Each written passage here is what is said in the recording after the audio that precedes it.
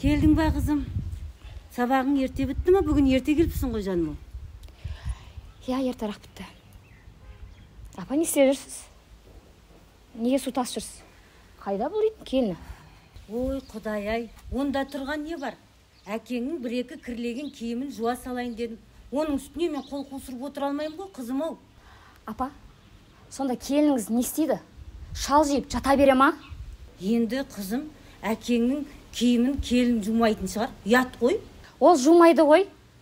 Кір машина бар емес па? Немене соған саласа болмай ма екен? Ой, қызым, айтпас сол машинаңды. Сол машинаңнан мен тез жуам қайта. Қазір ол машина деген жалқауларға арналған нәрсе ғой өзі. Қайдан абетсіз? Не істеп жатыр өзі? Ей, қызым, сен араласпа. Ол да біреудің мәпелеп, үкілеп отырған қыз емес пе? Ақырындап, жайлап үйренер.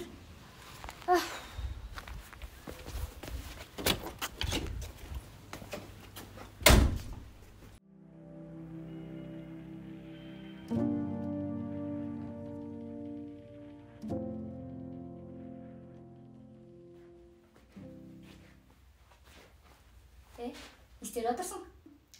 Не жұмысың бар? Сенде ұят деген нәрсе бар ма? Ана жақта апам белі шойырылып су тасып жүр. Мен оған тасып айтқан жоқпын. Тұр орныңнан. Тірліктеріңді істе. Тамағыңды дайында. Әкем мен ағамның бүгін жұмыстан келетінін білесің ба? Я, айналайын. Шығып кетші бар бөлмеден. Вообще қандай қақың бар сен бұл жерге кіруге? Шығып кет, көзіме көрінбей. Маған ақыл айтқанша байға тиетін әрекетін жасамайсың ба?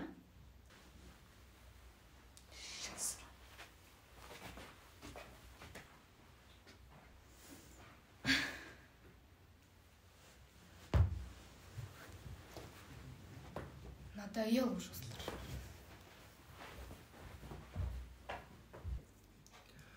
Қызым, оғлыңда бәрі дұрыс па? Я, әке бәрі ойдағыдай. Ержан әлі жұмыстан келмеді ма? Жоқ, келмеді, шаруалары шығып қалды, кеп қалар қазір. Қызым, неге көңіл күйің жоқ? Bir жерің ауырып отыр ма? Жоқ. Бәрі дұрыс па? Нормаль. Онда дастарханның басында қабағыңды ашып отырсай.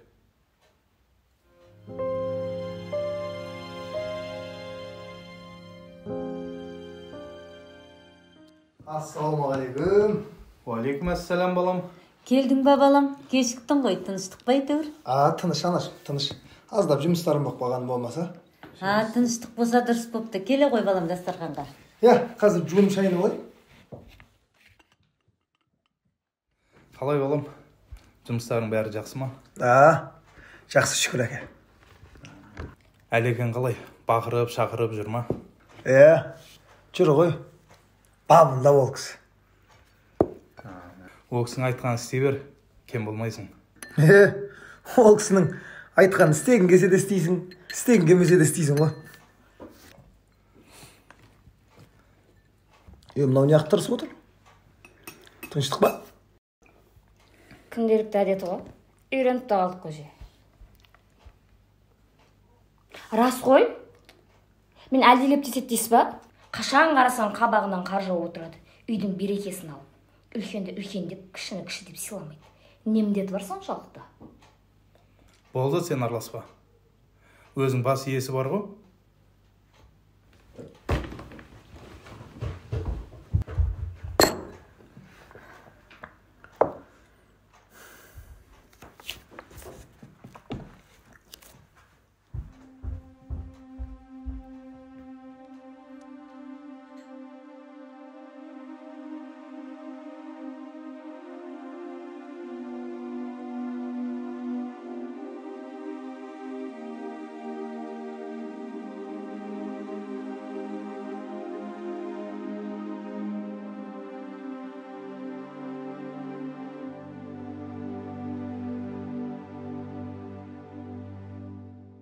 ержан, құлағыңа құйып ал. Мен саған сен әке шешеңе құл болушын тиген жоқпын. Уже шаршадым мен. Тамақ дайында, шай дайында, кір жу, уже надоел мне. Еще ана қарындасың шығады, ақылын айтып, тығатын жеріне тығып қойсын. Қысқасы айтқанда таңда не мені, не әке шешеңді. Шаршадым мен, кетем. Жарайды. Не жарайды? Боссың, кете бер. Не? Кете бер деймін. Ақыры бұл жерде тұра алмайды екенсің. Мен сені қинап ұстамаймын. Есік міне, бара бер. Сен қалай ғана мені бұлай жіберіп тұрсың? Сен қалай кетейін деп тұрсың? Мен солай кете бер деп тұрмын саған.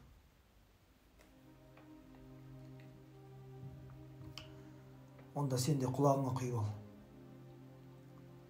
Сен қанша алтынмен аптап, күміспен қапталып тұрсаң да, мен әке шешемді тастамаймын. Иә, мен сені өте қатты жақсы көрем. Бірақ менің саған деген махаббатым ата-анамның балам деген бір ауыз сөздің алдында түкте емес. Ер мен әйелдің арасындағы ең ұлы махаббат ата-ананың балаға деген махаббатының табанына да татымайды. Ата-анамды сыйламаған адамды мен ешқашан сыйламаймын. Осы жағдай ертең сенің басыңа да келеді. Ұл өсіресің, қыз өсіресің. Болашақ келіннің саған деген көзқарасы дәл сенің ата-енеңе деген көзқарасы сияқты болса, бәлкім сол кезде түсінерсің. Қысқасын айтқанда, менің саған деген, яғни асыл жарыма деген ыстық ықыласым таудың шыңымен бірдей. Ал ата-анама деген ыстық ықыласым сол таудың шыңынан әлдеқайда биік. Ата-анасын разы қылмаған адамға Алла да разы болмайды. Ата-анаңа не істесең, алдынан сол келеді деген. Осы сөздерді жақсылап есіңде сақтап ал. Әрі қарай өзің шеш. Мен үшін әке шешемді тастап, соңынан ереді деп ойласаң, қатты қателесесің. Езуің жыртылып кетпесін.